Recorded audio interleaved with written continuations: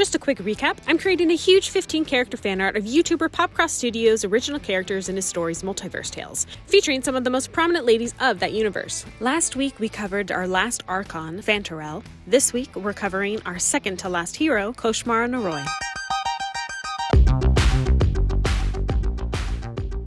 Coșmara comes from dimension D667, where Jake, Anna, Kate, and Fear herself also come from. Coșmara was originally introduced as the narrator of the What If Demons Were This series that PopCross had been doing, similar to Dresden and Vasilia's introductions. But we finally get to see Coșmara's character in a somewhat zany PopCross episode called Benny Sharp Saves Christmas from Lots and Lots of Demons. Coșmara is a part of the Predator Coalition of Demon Hunters, where she helped both on field missions, but mainly focused on gathering intel and history of the demons they were facing. Coșmara's curiosity formed into a theory about where she thought all of the demons were originating from, bringing her into contact with an archangel named Capri, who told Coșmara about Fear herself. But Capri warned her if she tried to further investigate, Fear herself would kill her. Coșmara's curiosity and study of demons had always outweighed her fear of them, making her a valuable asset to the Coalition because the demons of their world preyed on a person's fear, transforming and shaping their very beings into what that person feared most. Coșmara truly didn't have that problem, and she allowed her curiosity to bring her to an abandoned island where she thought Fear herself would be. Turns out she was right, and after fighting several demons, Coșmara proclaimed to Fear herself that she wasn't afraid of her either. All that Fear said back was, "I can see that."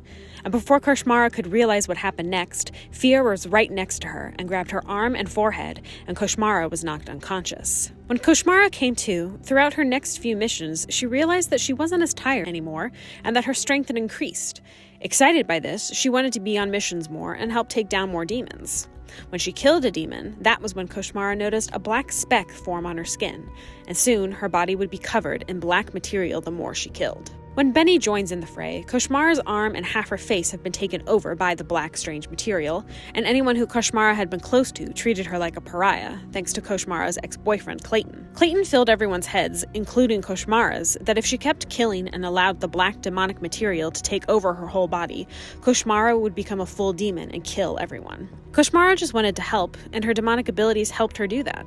But she also didn't want to be an outcast anymore. Thanks to the optimistic, non-judgmental, and encouraging Benny Sharp, Coșmara fought against her fears of what people thought of her and helped save the day, leaving behind the Coalition and joining up with the Sharp Gang. Through many more adventures with the Sharp Gang's kindness and acceptance, Coșmara gained a confidence that she never had before. She was considered one of the Sharp Gang's tanks almost immediately, and her abilities helped the Sharp Gang thwart several people, including one of the main enemies, Eloise Ludum. Heading towards the end of the first phase of Multiverse Tales, Coșmara asks Kate to join her on a mission, where Coșmara knew that this last kill would be the one to complete Coșmara's transformation into becoming a full-fledged demon, or whatever was going to happen. Coșmara had heard in the back of her mind a dark, menacing voice yelling, "Kill," but Coșmara was able to keep it at bay.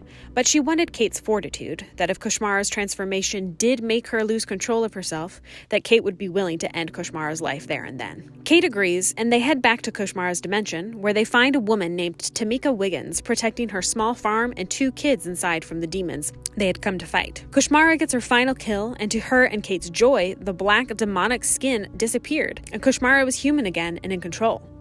She could now bring about her full demon form whenever she desired. But as they were wrapping up their fighting, Fear herself enters the fray and drops a bomb on both Kate and Coșmara.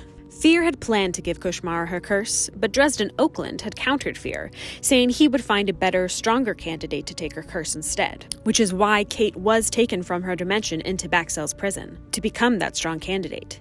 But Fear said that Kate took too long to get out of Baxel's, so she wound up giving the curse to Coșmara anyway. Enraged, both girls fought against Fear, and she wound up leaving once Tamika Wiggins kept shooting at her with her shotgun.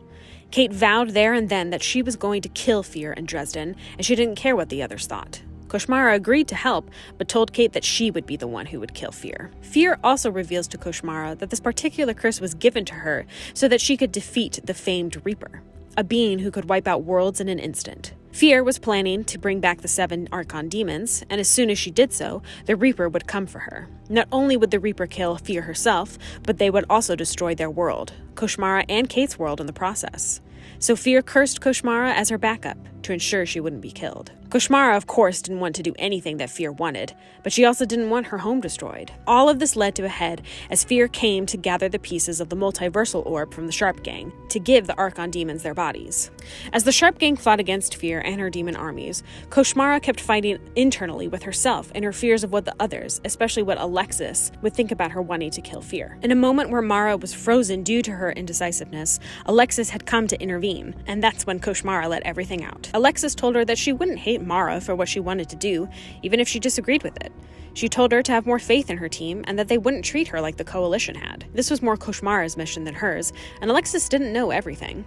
That was what Coșmara needed to hear to get back into the fight. But even with her newfound confidence and the help of the others, Fear herself still managed to put the pieces of the multiversal orb together and bring the Archons into physical forms. And just as Fear predicted, the Reaper came.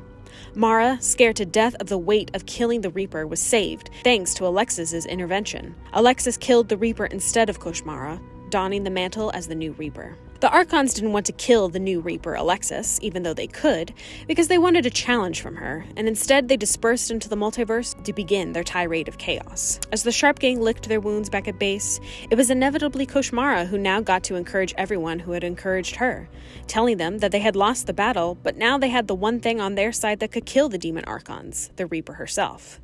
Their plan was simple enough, and together they could do anything.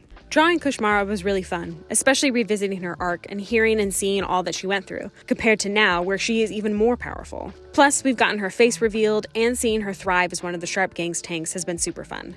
Again, with this new arc of Fear herself maybe becoming redeemed, I am sure we will see how Coșmara will deal with her, and I'm excited to see how that goes. Next week, we're on to our final villain, Eloise Ludum.